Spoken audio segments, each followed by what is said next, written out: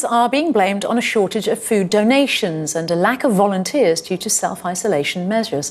Many of the food banks that have remained open are now running a reduced service, as campaigners say those on low incomes could be pushed even further into poverty. Campaigner Paul O'Brien told me people should think twice before stockpiling food.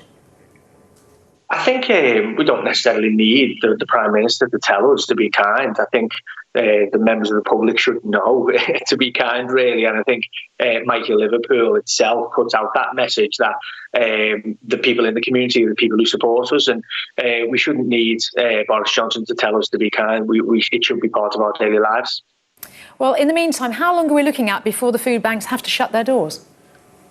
I think it's very difficult to predict. We don't know how many numbers are going to come through the door. We've got a food bank tomorrow, and we're seeing that our food will probably last us for about another week if we're not receiving another donation. Now, sure, we're going to receive donations, but we're struggling for food, and we are certainly struggling for volunteers as well.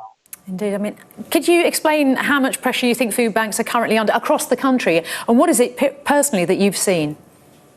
Well, the food banks are under immense pressure. We're an independent food bank, and you'll see statistics from Trust that show the numbers of people coming through the doors of food banks. We see 25 more people than we usually do on Tuesday. That's a 50% increase. Tomorrow we only see around 200 people. If we see a 50% increase again, that's 300 people in one day. That's not sustainable for food banks.